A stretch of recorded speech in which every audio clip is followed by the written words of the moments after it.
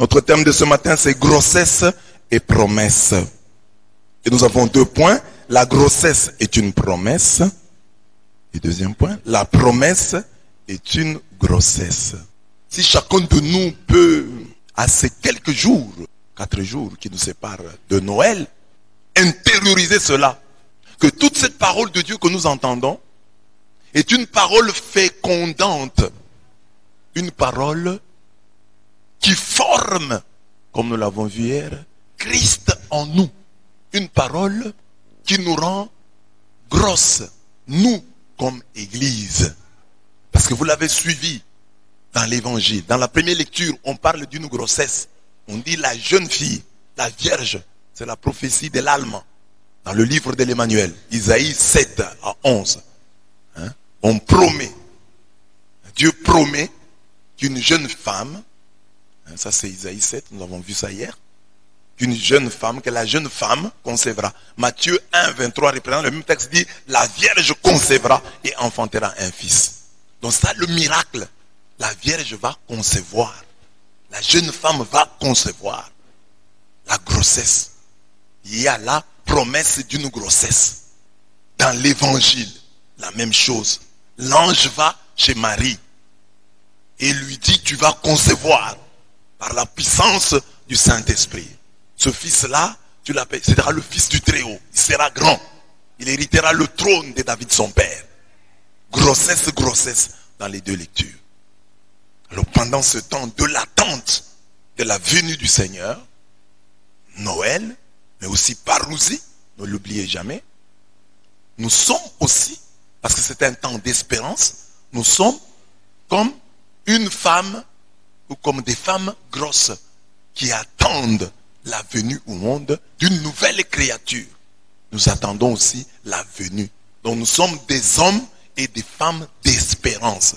Ce temps-ci, le temps de l'avant et le temps de l'attente, le temps de l'espérance. Nous attendons quelque chose. C'est-à-dire, il faut se mettre dans la peau de la Vierge Marie. C'est ça que la liturgie, c'est à cela que la liturgie veut nous amener. Mettons-nous dans la peau de la Vierge Marie. Vierge, elle reçoit cette parole. Vierge, on lui dit qu'elle va concevoir. Alors, cette grossesse-là, dans ces conditions-là, c'est une grossesse précieuse. Et en tant que grossesse précieuse, elle a des interdits. Tu ne peux pas faire n'importe quoi quand tu es précieusement grosse. Quand tu as une grossesse précieuse, une grossesse, la grossesse d'une vierge, comme la grossesse d'une ménopausée. On dit, elle est précieuse. On doit bien la protéger. Alors, la parole de Dieu, remplie de promesses que tu reçois, que tu as acceptées. Parce que Marie, quand elle reçoit la parole, elle dit Amen. Elle dit fiat. Et ce fiat qu'elle prononce la rend grosse. L'ange ne l'a pas touchée. L'ange a seulement parlé. C'est pourquoi Marie est modèle par excellence de l'écoute de la parole de Dieu. Parce que l'ange ne lui a pas imposé les mains. L'ange lui a simplement parlé. Et Marie a dit Amen. Marie a dit fiat. Et en disant fiat, qu'il me soit fait selon ta parole, elle est devenue grosse. Dieu nous dit aussi la même chose. Lorsque la parole nous est donnée, lorsque la parole nous est prêchée, nous devons y croire. Et chaque fois que nous croyons, quelque chose s'est fait en nous. Il y a une grossesse qui commence en nous. Cette parole doit croître en nous jusqu'à ce qu'elle devienne vraiment un homme et qu'elle naisse. Donc jusqu'à maturité. Amen. Avant ça, c'est un avortement. Avant ça, c'est une fausse couche. Donc il faut attendre. Donc la parole que tu as reçue là, hier, avant-hier, tous ces jours-ci, toutes les paroles dans lesquelles tu as cru, t'ont rendu déjà grosse. Toi comme Église, épouse du Christ, tu es donc grosse. Alors il faut conserver cette parole. Il faut conserver cette grossesse. Parce que tu peux la perdre à tout moment. Amen. Dis à ton voisin, je suis l'Église, épouse du Christ, et je suis grosse. Grosse d'espérance. Amen. Et vous savez que la grossesse, puisque nous remplit d'espérance, elle nous remplit aussi de joie. Donc femme qui attend de famille, donc une femme qui cherche un enfant, et elle apprend qu'elle est grosse, elle est contente, elle est heureuse. Elle commence à se comporter d'une certaine manière, elle commence à parler d'une certaine manière. Elle a des caprices de femmes enceintes, parce que Dieu l'a visité. Alors la même chose, le chrétien, même si il n'a pas, et la femme là, qui est grosse, qui est fière, qui est heureuse, elle n'a pas encore vu grand chose, mais déjà, cette espérance d'avoir un enfant la remplit de joie, la remplit de bonheur, la remplit de fierté. La même chose, l'espérance ne peut être que joyeuse.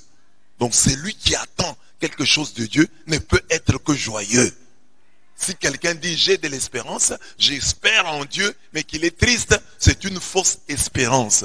Une vraie espérance nous remplit d'allégresse. Amen. Si tu crois aux promesses, nous devons le voir par ton allégresse. Ah, tu crois aux promesses? Oui. Montre-nous-le à travers ton allégresse. Amen. Voilà. Donc, pendant ces jours, nous croyons, nous sommes convaincus d'être l'église du Christ, grosse d'espérance. Et une espérance qui nous remplit de joie. Et une espérance qui nous pousse à respecter certaines exigences. Parce que ne pas te dire, ah j'ai l'espérance. Non, l'espérance doit t'appeler à vivre, à respecter certaines exigences. Parce que la grossesse, je l'ai dit, est précieuse. Amen. C'est ça le temps de Noël. Donc, si tu vis ces 4 jours avec cette espérance, tu vivras bien Noël. Tu seras heureux à Noël.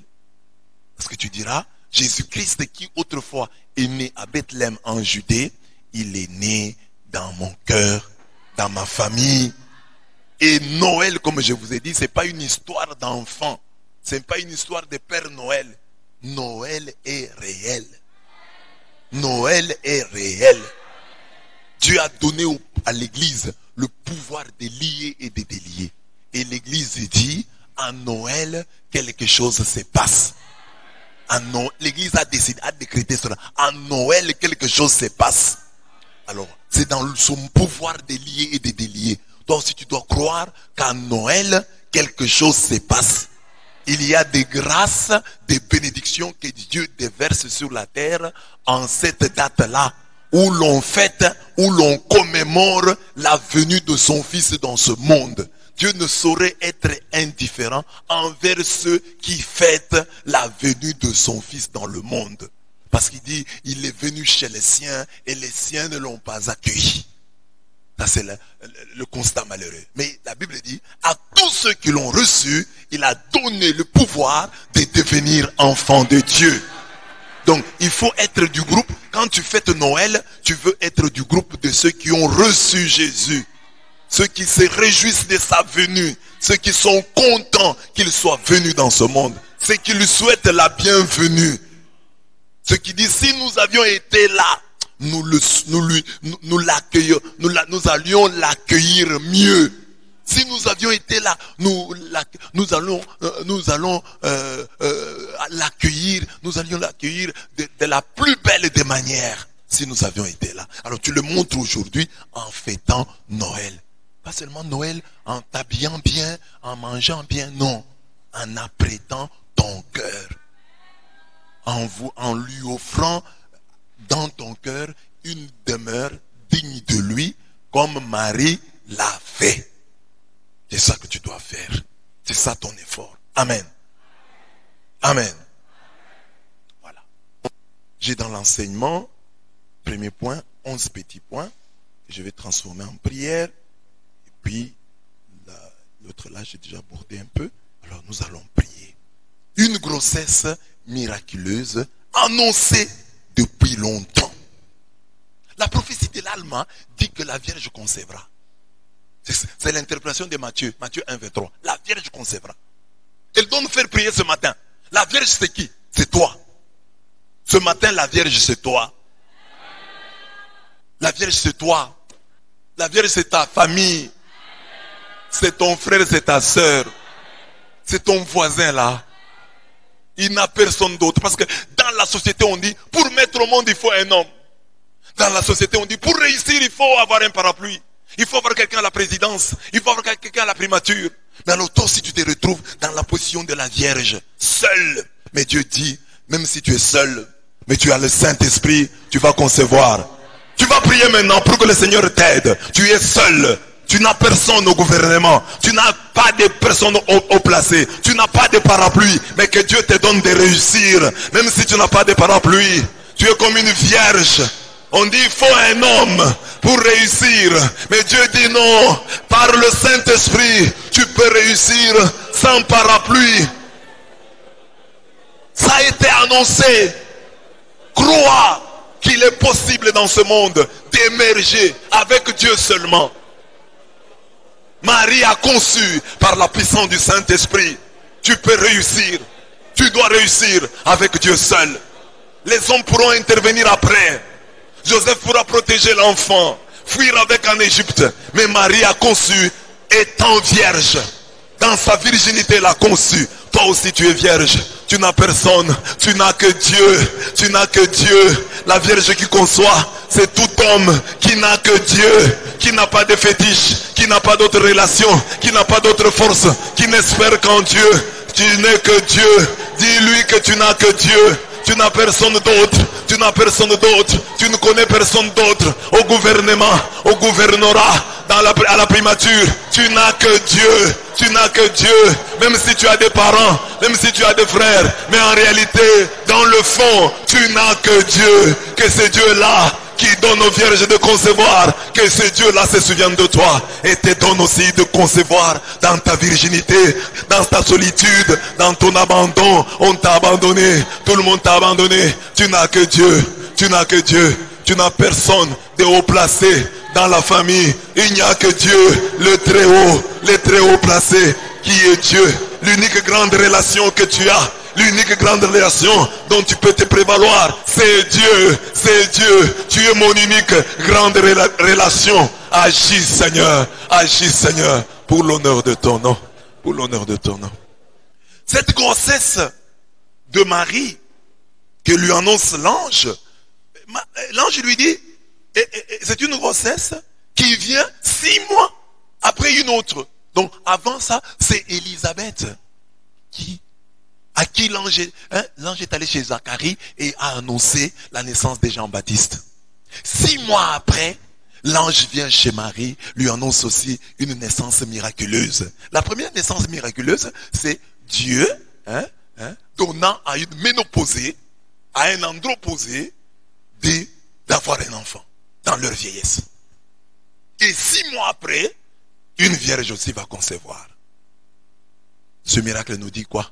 C'est que je ne cesse de vous dire, tout ce que Dieu fait autour de vous doit avoir un impact sur votre vie.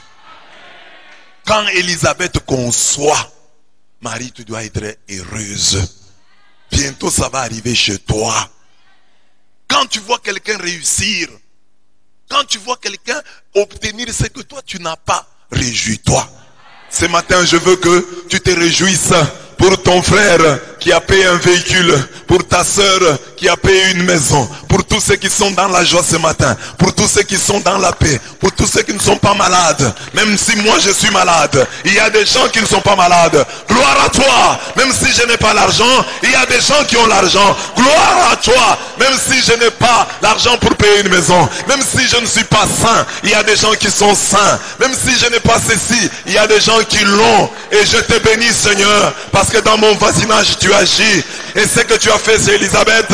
6 mois après, le miracle qui est arrivé à Élisabeth, 6 mois après, le miracle va arriver, c'est moi. J'attends mon tour, j'attends mon tour, j'attends mon temps, j'attends mon temps. Mon temps viendra, mon temps viendra. S'il est chez Élisabeth, il viendra chez moi. L'ange est allé chez Élisabeth, l'ange viendra chez Marie. L'ange est allé chez Élisabeth, l'ange viendra chez Marie. Soyez convaincus de cela. L'ange qui est chez autrui viendra chez vous. Elle s'est mariée, tu te marieras. Il s'est marié, tu te marieras. Il a eu, tu auras. Il jouit, tu jouiras. Dieu le fera, il est fidèle. Toute joie autour de toi, toute joie dans ton entourage est une annonce de ta joie prochaine. Gloire à toi Seigneur, parce que tu passes chez Élisabeth, la ménopausée, tu vas aussi passer chez Marie la Vierge.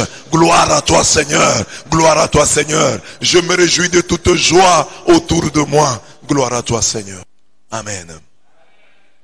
L'ange est envoyé, on dit, au 6e mois, l'ange Gabriel fut envoyé par Dieu dans une ville de Galilée, appelée Nazareth. Et dans la Bible, on dit de Galilée, rien de bon. De Nazareth, rien de bon. Parfois aussi des gens, des enseignants ont dit que de toi, rien de bon ne pourrait sortir.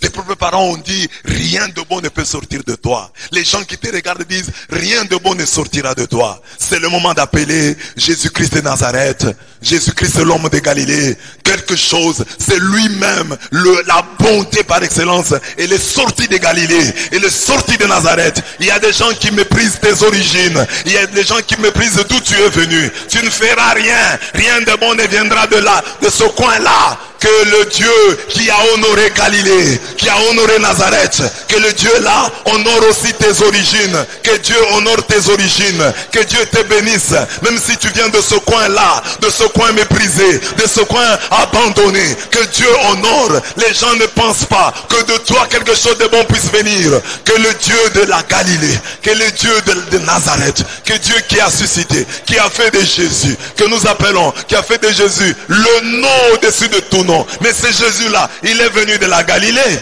C'est Jésus-là, il a vécu à Nazareth. Oh, que Dieu honore ta foi, quelles que soient tes origines. Les gens ne pensent pas trouver le bonheur. Oh, les gens ne croient pas qu'un grand puisse surgir de ton coin. Oh, ce matin, dis à Dieu, toi qui as suscité, toi qui as fait de ton fils l'homme de Galilée, oh Jésus-Christ de Nazareth, que Dieu honore aussi tes origines. Les origines méprisées, les origines dont on se moque, que Dieu les élève, que les dieux les élève, que Dieu les rende fructueuses, au nom puissant de Jésus-Christ, l'homme de Galilée, Jésus-Christ de Nazareth, le Fils de Dieu. Je te salue. Quand l'ange arrive chez Marie, il dit, je te salue. En grec, on dit, kairé, kairé, réjouis-toi. Et c'est après, il lui annonce la parole. Réjouis-toi. Avant toute chose, réjouis-toi. Kairé, comblé de grâce, réjouis-toi. Et réjouis-toi. Réjouis-toi. Nous ne comprenons toujours pas que la joie est un commandement. Que nous devons être joyeux. En dépit des problèmes que nous rencontrons. L'ange, quand il vient dans ta vie, il te salue en te disant, Kairé, réjouis-toi. Réjouis-toi. Prends les yeux devant le Seigneur en disant, Seigneur, je veux me réjouir parce que tu me le commandes. Et quand tu me dis réjouis-toi, tu sais pourquoi. J'ai beaucoup de raisons de me réjouir. Même si j'ai des raisons d'être triste, il y a beaucoup de raisons de me réjouir. Je dois me réjouir. Je manque l'argent, mais toi tu es là. Je manque l'argent, ma femme est en bonne santé. Je manque l'argent, mes enfants sont vivants. J'ai des raisons de me réjouir malgré les petits problèmes, malgré les petits problèmes que je rencontre. Voilà pourquoi tu me dis, réjouis-toi. Même si tu manques ceci, même si tu manques cela, réjouis-toi. Kairé, ce matin, Seigneur, je viens présenter devant toi l'inventaire des motifs de joie. J'ai beaucoup de raisons de me réjouir. Même si la vie me peut me présenter 2 ou 3 raisons d'être triste. Oh Seigneur, j'en ai des milliers d'être joyeux. J'ai des cheveux, j'ai des yeux, j'ai des dents, j'ai des mains, j'ai des pieds, j'ai des bras. Oh Seigneur, je suis en bonne santé, je puis parler, je marche, mes parents sont en vie, ma mère est en vie, mes frères sont en vie. Autant de raisons de me réjouir. Le ciel n'est pas tombé sur moi, la toiture de cette maison ne tombe pas sur moi. Je peux marcher, Seigneur, je peux parler, mon Dieu. Tu m'as gardé, tu m'as préservé. Oh Seigneur, oui, je peux avoir 2 motifs, des raisons d'être triste, mais j'en ai aussi j'ai de nombreuses raisons d'être joyeux, d'être content. Je m'appuie sur ces raisons et j'obéis à ton ordre. Réjouis-toi, réjouis-toi, Kairé, réjouis-toi, réjouis-toi, réjouis-toi de me commander encore d'ordonner que je me réjouisse. Parce que tu sais que la joie est une arme efficace, une arme puissante dans le combat spirituel. Les diables fuient, les diables tremblent là où il y a la joie, là où ils trouvent la joie. Oui Seigneur, les enfants d'Israël, voyant l'arche, ils ont crié de joie et les Philistins ont commencé à trembler. Que ma vie soit une exclamation devant ta présence, devant les merveilles de ta présence, et que l'ennemi, entendant mes cris, l'ennemi recule. Au jour où je crie, l'ennemi recule. Au jour où je crie de joie, l'ennemi recule. Que je crie et que l'ennemi recule. Merci Seigneur, merci mon Dieu, remplis-moi de joie. Remplis-moi de joie. L'ange lui dit, réjouis-toi. Toi qui? Comblé de grâce. C'est son nom céleste. Le nom céleste de Marie, comblé de grâce. L'ange ne dit pas, je te salue Marie. Si nous disons, je vous salue Marie dans notre prière, c'est pour que les gens comprennent. C'est pour des raisons pédagogiques. Mais l'ange n'a pas dit, je vous salue Marie. L'ange a dit, je te salue. Comblé de grâce. C'est son nom céleste. De la même manière que l'ange a révélé à Gédéon qu'il était un vaillant guerrier, l'ange a révélé à Marie qu'elle était comblée de grâce. On l'appelait chez elle Maria, mais l'ange l'appelle Kekaritomene, pleine de grâce, comblée de grâce. Il y a un nom céleste qui doit être révélé. Peut-être tu croupis dans la misère, peut-être tu n'avances pas parce que tu n'as pas reçu la révélation de ton nom céleste. Que Dieu te révèle le nom qu'on prononce sur toi au ciel. Comment on t'appelle au ciel? Au ciel on t'appelle champion. Au ciel on t'appelle championne. Au ciel tu as un nom glorieux. Que tu découvres ce nom-là et que tu cesses de te décourager. Ne te décourage pas. Tu portes un nom glorieux, un nom céleste. Les gens t'ont donné des noms. Oh maladif, oh pauvre, oh malheureuse. Ce sont les noms que le monde t'a collés, les noms que le monde t'a donnés. Mais tu as un nom céleste que tu dois redécouvrir. Que l'ange de Dieu descende et te révèle ton nom céleste. Ton nom céleste. Gédéon était vaillant guerrier. Marie est comblée de grâce. Tu as un nom. Tu as certainement un nom céleste que tu portes et que Dieu doit te révéler. Qu'il te révèle ton nom céleste. Et tu iras de l'avant et tu n'abandonneras pas et tu ne laisseras pas tomber les bras. Si tu reçois la révélation de qui tu es, que Dieu te révèle qui tu es, que tu es dans le dictionnaire de Dieu. Tu as un nom dans le répertoire de Dieu. Tu as un nom que te cache Satan, que te cache tes péchés. Tu portes un nom glorieux, un nom céleste. Reçois ce matin la révélation de ce nom. Reçois ce matin la révélation de son nom. Même si tu ne le connais pas, mais retiens une chose, ce nom doit être glorieux. Parce que Dieu t'a créé à son image et à sa ressemblance. Et le nom que tu portes doit être un nom à l'image et à la ressemblance de ce Dieu si glorieux, si grand, si puissant. Marie. On cite quand même son nom dans le texte. On dit à une jeune vierge. Et le nom de la vierge était Marie. On cite le nom. Le nom de la vierge était Marie. Et Marie, le nom de Marie peut avoir plusieurs significations. Mais nous retenons une. La dame. La princesse. La dame. La dame. Dame, c'est le féminin des seigneurs. Parce que l'homme, c'est monsieur.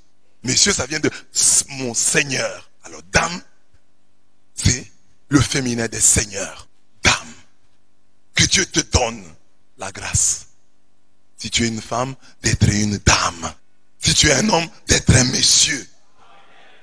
Que quand on t'appelle madame, que quand on t'appelle, les autres on l'appelle mademoiselle, ils sont encore aux âges de mademoiselle. Mais quand tu grandiras, mais déjà maintenant, tu peux avoir, tout en étant mademoiselle, d'avoir des attitudes de dame. Des dames. Ça c'est une dame.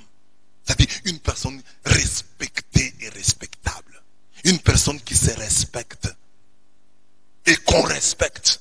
Parce que c'est une dame. C'est ça la dame. La dame on la respecte. Le monsieur on le respecte. Monsieur. Que Dieu te donne la grâce de te respecter toi-même pour être respecté. Il y a des gens, c'est une grâce parce qu'il y a des gens qui font tout pour être respectés mais ils ne sont pas respectés. Il peut être sérieux, il se tait, il ne parle pas pour qu'on le respecte. Mais on ne le respecte pas. Il a même l'argent, on ne le respecte pas. C'est donc une grâce à demander à Dieu. Seigneur, donne-moi la grâce. La parole dit, tous les peuples de la terre verront que vous portez le nom du Seigneur et ils vous craindront. C'est-à-dire, ils vous respecteront. Tu as droit au respect. Les gens doivent te respecter. Tu dois te respecter pour qu'on te respecte. Mais j'ai dit, malgré tes efforts, cette respectabilité-là est une grâce qu'on reçoit de Dieu. C'est Dieu qui fera. Judas, il dit, Judas, tes frères se prosterneront devant toi. C'est dit, c'est Dieu qui l'a dit. Tes frères se prosterneront devant toi. Dieu lui a donné cette respectabilité-là. Que Dieu te donne la grâce de la respectabilité. Et Dieu connaît tous les ingrédients qui contribuent à la respectabilité. Dieu connaît toutes les choses que tu dois avoir, toutes les grâces que tu dois, qui doivent produire la respectabilité dans ta vie. Dieu les connaît, que Dieu les mette dans ta vie. Tous les éléments nécessaires pour que tu sois respectable, pour que tu sois une dame, pour que tu sois un monsieur. Oh Dieu de gloire, Maria, c'est la princesse. Maria, c'est la dame. Oh Dieu de gloire, nous sommes ce matin ici avec nos mamans, avec nos jeunes filles. Oh Dieu, donne-leur la grâce d'être des dames, des femmes respectables, honorables, qu'elles aient tous les éléments qui contribuent à la respectabilité. Fais de même pour les hommes, qu'ils soient des messieurs, qu'ils soient des seigneurs, et donne-leur tous les éléments qui font qu'on les respecte, qui feront qu'on les respecte. Entoure-nous de cette respectabilité, avec tous ces ingrédients, avec tous ces éléments. Oh Dieu de gloire, les éléments constitutifs de la respectabilité, accorde-nous-les, accorde-nous-les. La gloire, la richesse, l'intelligence, la sagesse, la sainteté. Il y a des choses, quand vous les avez, on vous respecte. Donne-nous ces choses-là, donne-nous ces choses-là. Le silence, les discernements. Quand il faut nous taire, que nous puissions nous taire. Quand il faut parler, que nous puissions parler. La bonne parole, la parole juste. Apporte-nous, Seigneur, tous les ingrédients de la respectabilité. Mets-les dans nos vies. Fais-le, Seigneur, nous t'en supplions. Fais de nous des hommes respectables. Toi qui as dit dans ta parole, tous les peuples de la terre verront que vous portez le nom de Dieu et ils vous craindront, ils vous respecteront. Merci, Seigneur, de faire en sorte qu'on nous respecte. Amen. Fils du Très-Haut. On dit, il sera fils du Très-Haut. Il sera fils du Très-Haut. Il sera appelé fils du Très-Haut. Fils du Très-Haut. Nous l'avons dit au début de cette prière. Fils de celui qui est très élevé. S'il est fils d'eux. Oh, le fils du président. Oh, le fils du gouverneur. Oh, la fille du gouverneur. Oh, la fille du président. Ils ont un honneur. Ils ont une gloire. On les respecte. La Bible dit que Jésus est le fils du Très-Haut. Toi aussi. Toi aussi. Tu es le fils du Très-Haut. Le fils du Très-Haut. La fille du Très-Haut. Et ce que j'ai dit sur le Seigneur, sur la dame et sur le monsieur, introduisez-le ici. Donc un fils du Très-Haut, de celui qui est élevé, de celui qui ne se perd pas dans les bassesses de ce monde, celui qui ne se perd pas dans toutes ces turpitudes du monde, mais qui est élevé.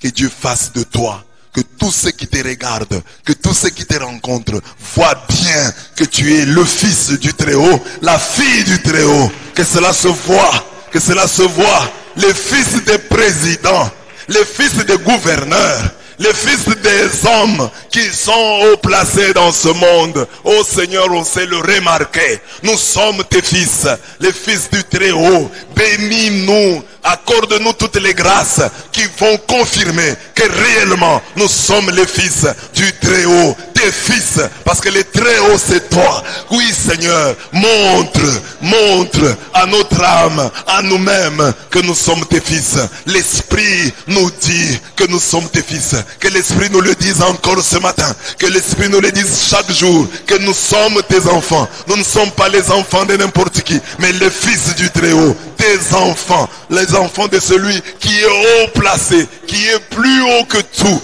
Oh Dieu de gloire, oh Dieu de gloire, donne-nous du niveau, donne-nous les niveaux que l'on puisse voir que réellement nous sommes tes fils par notre manière de parler, par notre comportement, par nos conditions de vie, que le monde voit que nous sommes les fils du Très-Haut. Oui Seigneur, pardonneur comme toi, riche comme toi, intelligent comme toi, fils du Très-Haut, fils du Très-Haut, que nous puissions te ressembler, que nous puissions te ressembler, fils du Très-Haut, que nous puissions ressembler, que nous sommes tes fils dans le Fils. Oui Seigneur, merci Seigneur, merci Seigneur. Comment cela va-t-il se faire puisque je suis vierge? Ici nous prenons la virginité, nous avons déjà prié sur la virginité là, nous prenons la virginité comme la jeunesse. Mais dans le même texte on nous montre que Élisabeth aussi, dans sa vieillesse, a été visitée. Je le disais encore hier. Et les deux se sont rencontrés. Le temps ne peut pas être un obstacle à notre bénédiction. Tu es jeune, tu as ta grâce. Tu es vieux, tu as ta grâce. Il y a des bénédictions précoces, ça c'est pour la virginité. Et il y a des bénédictions tardives pour Élisabeth, pour toutes les personnes qui sont d'un certain âge. Quel que soit ton âge, Dieu a un miracle pour toi. Le Dieu qui a donné à la Vierge de concevoir, le même Dieu a donné à Élisabeth, la vieille, de concevoir. Malgré ton âge, il y a des grâces que Dieu peut te donner. Il y a des grâces que tu peux avoir tout en étant jeune. Et le monde serait... À son âge, il a déjà beaucoup d'argent comme ça. À son âge, il a déjà une telle sagesse. À son âge, déjà, il a une maison. À son âge, ça, c'est possible. Et même les vieux, il y a des grâces que les vieux ont qui étonnent les jeunes. Ah, à son âge, il réfléchit comme ça. Il marche encore, il est encore fort, il se met encore à genoux, il n'a pas telle maladie. À son âge, il y a des grâces que tu n'as pas eues lorsque tu étais jeune, mais que tu peux avoir aujourd'hui dans la vieillesse. Comme Abraham, comme Zacharie et Élisabeth, ils ont eu un enfant alors qu'ils étaient vieux, ménopausés, andropausés. Alors la même chose, tu es jeune, il n'y a rien. Hein, que tu puisses dire, ah, je suis encore jeune, ça ne peut pas m'arriver. Ça va t'arriver. Parce qu'il y a des grâces précoces. Tu es vieux, ne dis pas, c'est déjà trop tard, ça ne peut pas m'arriver. Même dans la vieillesse, il y a une grâce de Dieu pour toi. Prie Dieu, le maître des temps et des circonstances. Tu ne regardes pas le temps. Aux jeunes tu donnes, aux vieux tu donnes aussi. Tu as donné à Marie, la jeune, la vierge, de concevoir. Gloire à toi. Bénis les jeunes, qu'ils aient la sagesse, qu'on n'attache pas généralement à leur âge, qu'ils aient l'intelligence, la sainteté, qu'on n'attache pas généralement à leur âge, qu'ils étonnent le monde, que le monde soit étonné. À son âge, une telle sainteté, à son âge, une telle sagesse, à son âge, une telle intelligence, à son âge, une telle richesse, de tels progrès. Oh Dieu de gloire, toi qui as béni la Vierge dans sa jeunesse, tu peux bénir les jeunes dans leur jeunesse. Tous les jeunes qui sont ici, les jeunes hommes riches, c'est dans la Bible. Donc c'est possible qu'il y ait des jeunes hommes riches. Il est possible qu'il y ait des jeunes filles riches. Tu peux le faire. Tu es le Dieu des pluies précoces. Tu es le Dieu des pluies tardives. Toutes les pluies t'appartiennent. Ceux qui ont raté, Seigneur, la pluie précoce, il y a une pluie tardive qui les attend. Gloire à toi. Gloire à toi, tu bénis les vieux, tu bénis Abraham, tu bénis Abraham, tu lui donnes Isaac, le sourire vespéral, le sourire du soir. Isaac, le sourire du soir. Il y a un sourire du soir réservé aux vieux, à ceux qui disent que le temps est passé. Oui, le temps n'est pas passé, parce qu'il y a un Dieu qui est le maître des temps et des circonstances. Toi, le maître des temps et des circonstances, interviens en faveur de tous ceux qui croient avoir tout perdu, de toutes ces filles qui croient que le mariage est déjà passé, que non, le temps de leur mariage est déjà passé. Tu es le Dieu, le maître des temps et des circonstances. Tu es le maître des temps et des circonstances. Tu donnes des enfants à la Vierge et tu donnes des enfants aux ménopausés. Tu l'as fait, tu le feras. Tu as agi, tu agiras. Tu t'es glorifié, tu te glorifieras. Gloire et louange à toi. Gloire et louange à toi. Dieu des pluies précoces, Dieu des pluies tardives, nous te bénissons. Marie se demande comment cela se fera-t-il. On lui répond, la réponse est le Saint-Esprit. L'Esprit Saint te couvrira de son ombre. Parfois tu te poses aussi la question, oui, j'ai écouté la parole de Dieu. Comment vais-je devenir riche dans ces conditions, dans ce pays? Comment vais-je avoir un enfant à cet âge? Comment vais-je avoir un mariage à cet âge, dans ces conditions, dans ces circonstances? Comment? La réponse est que le Saint-Esprit. Le Saint-Esprit. C'est ce que nous sentons. Le Saint-Esprit est là. Quand le Saint-Esprit est là, les miracles arrivent. Les paralytiques sautent de joie. Les aveugles voient. Les stériles enfantent. Le Saint-Esprit est la réponse à tes comment. Comment cela se fera-t-il? Le Saint-Esprit le fera. L'Esprit de Dieu le fera. Il est comme le vent. Il est la puissance du vent. Le Saint-Esprit le fera. Appelle le Saint-Esprit. Puissance des miracles. Puissance du surnaturel dans ta vie. Quand tu te poses des questions, comment cela se fera-t-il? Le Saint-Esprit. Le Saint-Esprit est là. Et quand il est là, les stériles enfantent. Les aveugles voient. Les sourds entendent. Les paralytiques sautent de joie. Quand le Saint-Esprit est là. Quand le Saint-Esprit est là. Voilà les choses qui adviennent. Oui, Seigneur, je peux me poser autant de questions. Comment cela se fera-t-il? Ta réponse est le Saint-Esprit. Est-ce que comment je vais devenir riche? Comment je vais réussir dans ces conditions? Le Saint-Esprit est la réponse. Le Saint-Esprit est la solution. Le Saint-Esprit est la stratégie. Le Saint-Esprit est la méthode que tu utiliseras pour faire de grandes choses. Tu me surprendras. Il est le vent. On ne sait pas d'où il vient. On ne sait pas où il va. Mais on sent qu'il est là. Et le Saint-Esprit, que le Saint-Esprit fasse tout ce qui taraude ma conscience. Tout ce qui me semble impossible. Que le Saint-Esprit vienne de réaliser. Que le Saint-Esprit rende possible l'impossible. Que le Saint-Esprit enlève du dictionnaire de ma vie le mot impossible. Que le mot impossible soit enlevé du dictionnaire de ma vie par le Saint-Esprit.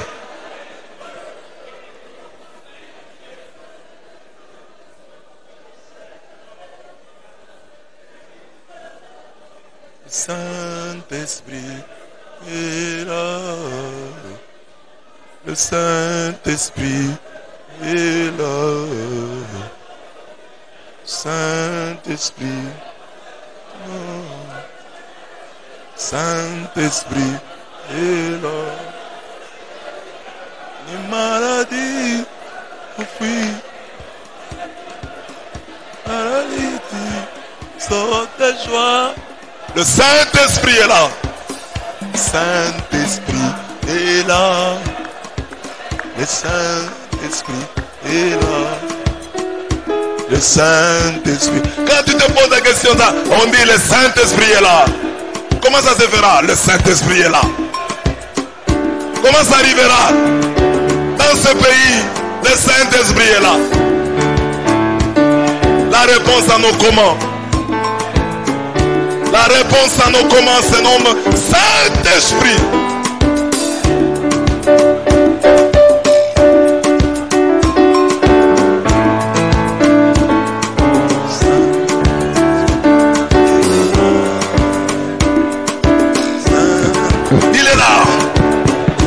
C'est la réponse. Le Saint-Esprit est là. Le Saint-Esprit est là. Le Saint-Esprit est là. Le Saint-Esprit est là. Le Saint-Esprit est là. Solution à nos commandes. Réponse à nos commandes. Le Saint-Esprit est là. Le Saint-Esprit est là. Le Saint-Esprit est là.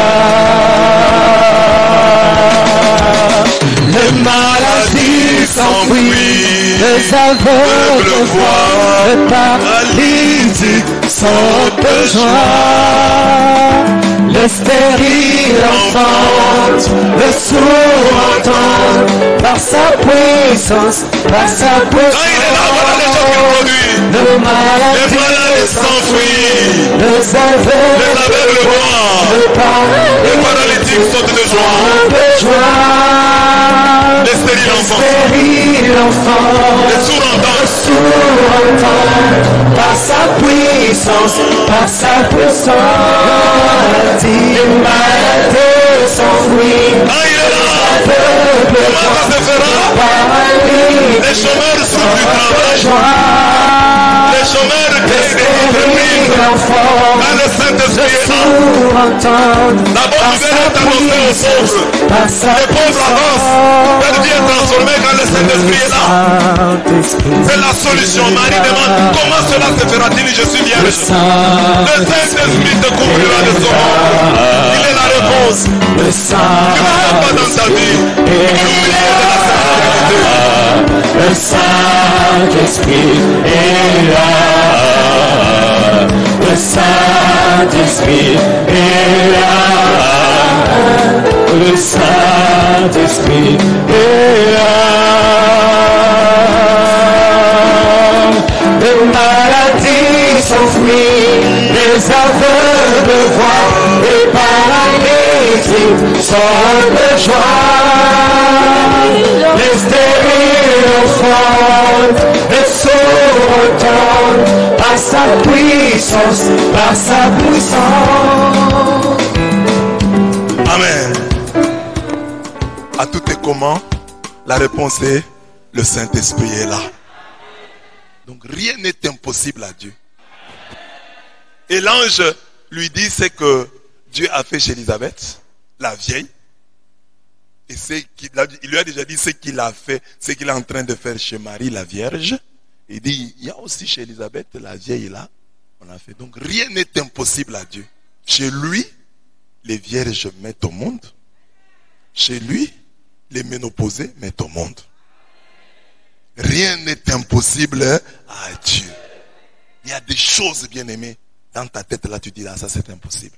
Même si je dis, tu vas dire c'est impossible. Même Marie, Marie ne pouvait pas prier un jour, dire à Dieu, Seigneur, que je mette ton fils au monde. Dieu l'a surpris agréablement. Que le Dieu des impossibles te surprenne agréablement.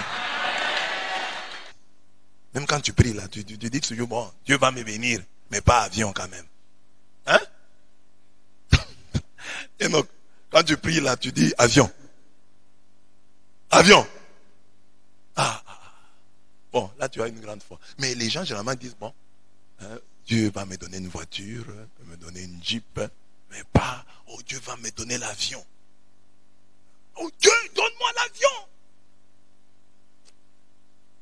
Alors c'est ça l'impossible.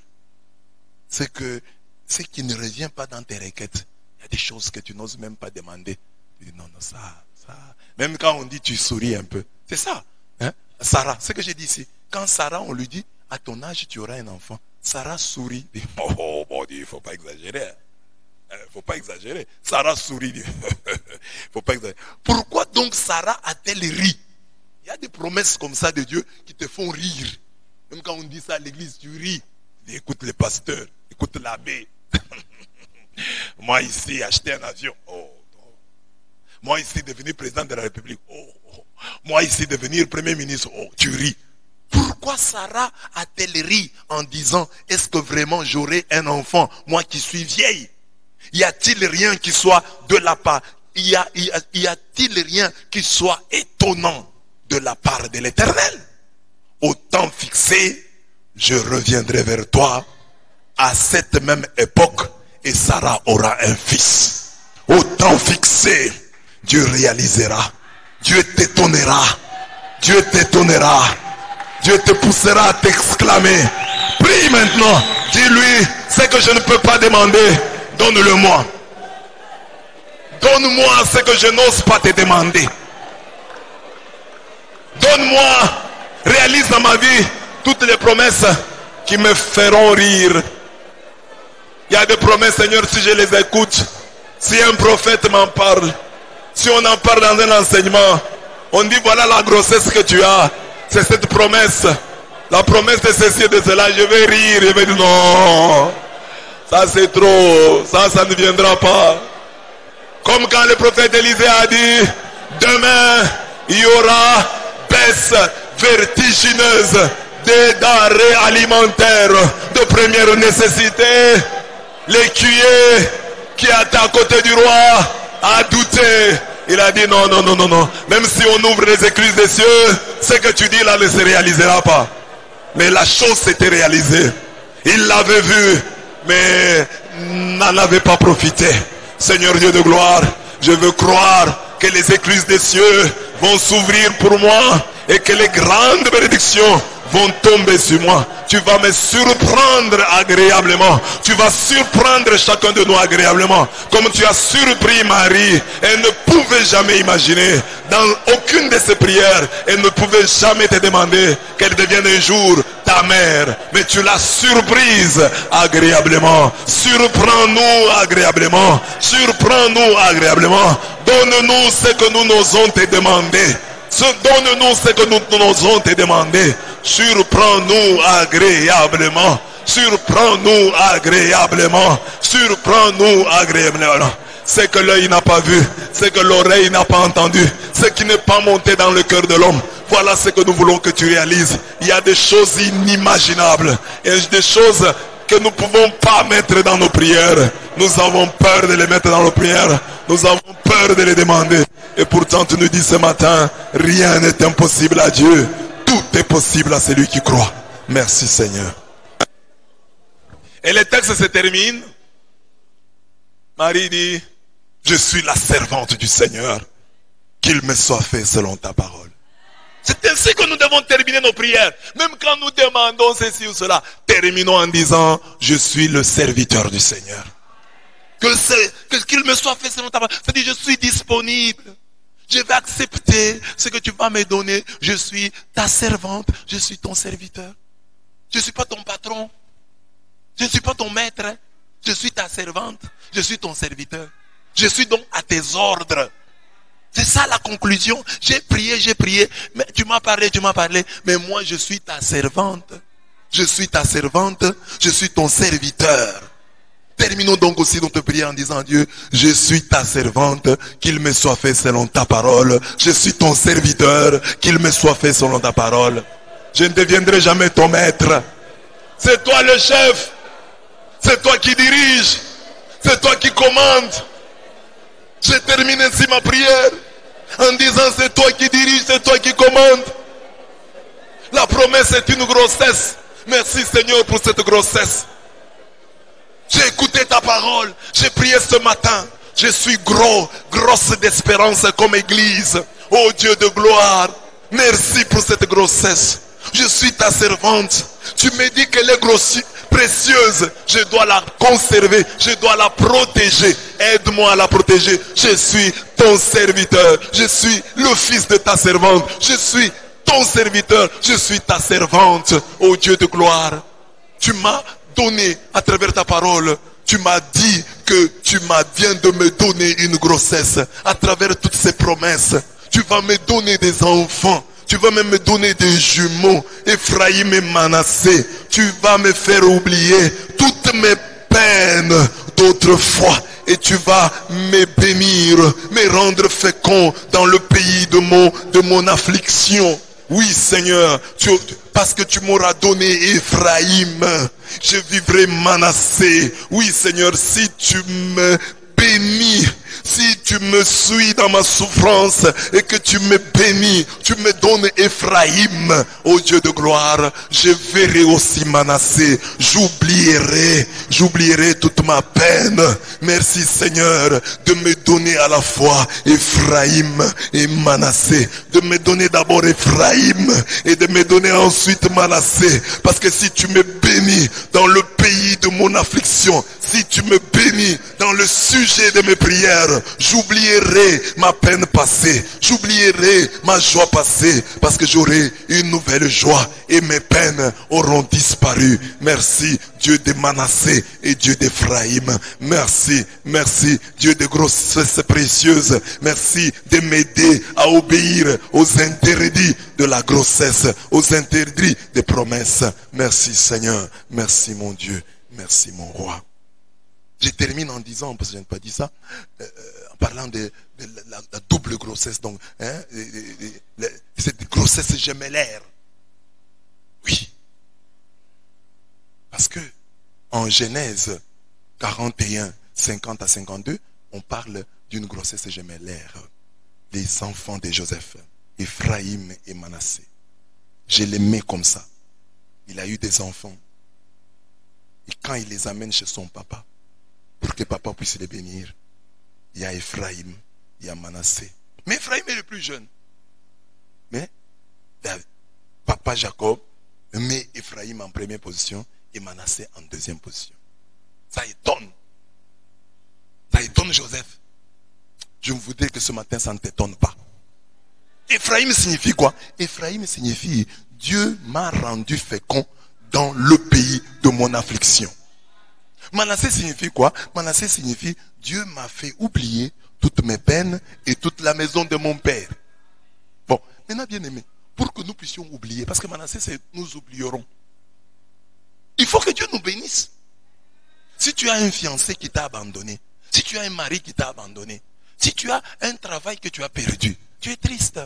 Dans cette affliction-là, tu restes. Tu ne vas pas oublier. Tu n'oublieras que lorsque Dieu t'aura béni, dans le pays de ton affliction, dans le sujet de tes prières, dans le sujet de tes larmes, quand Dieu te suit là, on t'a chassé du travail et Dieu te donne un travail beaucoup plus avantageux que le premier. Tu oublieras celui que tu as perdu. Tu as un fiancé, tu pleures son départ, tu pleures son abandon. Tu as une femme qui t'a abandonné, tu pleures. Pour que tu l'oublies, il faut que Dieu te bénisse. Ephraïm, il faut que Dieu te bénisse. Ephraïm, c'est-à-dire Ephraïm doit être en première position parce qu'il faut que Dieu te bénisse et qu'ensuite tu oublies. Ce matin, Dieu te bénit. Dieu te rend fécond dans le pays de ton affliction. Et lorsqu'il fait cela, maintenant tu vis Manassé, tu oublies, et les peines passées et les joies passées. Parce que Manassé dit, Dieu m'a fait oublier toutes mes peines et toute la maison de mon père. Donc, la maison de mon père, la maison de son père représente, c'est Joseph qui parle, la maison de son père représente la joie, l'affection dont il jouissait de la part de son père. Dieu dit, tu vas oublier tout ça. Parce que tu auras maintenant des enfants, parce que tu auras déjà une autre vie, tu oublieras. Que Dieu te bénisse. Et tu oublieras. Que Dieu te bénisse. Et tu oublieras. Que Dieu te bénisse. Et tu oublieras. Tu as échoué à l'école, tu es triste. Oh Dieu va te bénir. Tu vas réussir. Et quand tu vas réussir, tu vas oublier ton échec là. Tu vas même considérer cet échec-là comme ayant été quelque chose de positif. Tu vas dire non, il fallait que j'échoue. Il fallait que je reprenne cette année-là. Parce que si je n'avais pas repris cette année-là, voilà ce qui ne me serait pas arrivé. Voilà ce qui ne me serait arrivé. Voilà. Il faut donc considérer qu'il y a un Dieu providentiel qui mène la danse. Et tu dois lui faire confiance. Tu dois lui croire qu'il est le Dieu d'Ephraïm avant d'être le Dieu de Manassé. Qu'il te bénit d'abord. Il te bénit d'abord dans le pays de ton affliction et ensuite tu oublies les peines et tu oublies la joie de toute la maison de ton père. Que Dieu te bénisse, c'est le plus important. Ne sois pas revancharde, ne sois pas tout le temps rancunière, pensant qu'on t'a chassé de tel endroit, qu'on t'a trompé, qu'on t'a bluffé, qu'on a fait ceci. Oublie, demande à Dieu de te bénir. Dis à Dieu, si tu me bénis, j'oublierai. Bénis-moi au pays de ma souffrance. Bénis-moi au pays de mon affliction. Ô Dieu de gloire, si tu me bénis au pays de mon affliction, j'oublierai toute la peine et toute la joie d'autrefois. J'oublierai parce que tu auras fait toutes choses nouvelles dans ma vie. Que Dieu donc bénisse sa parole et exauce nos prières. Amen.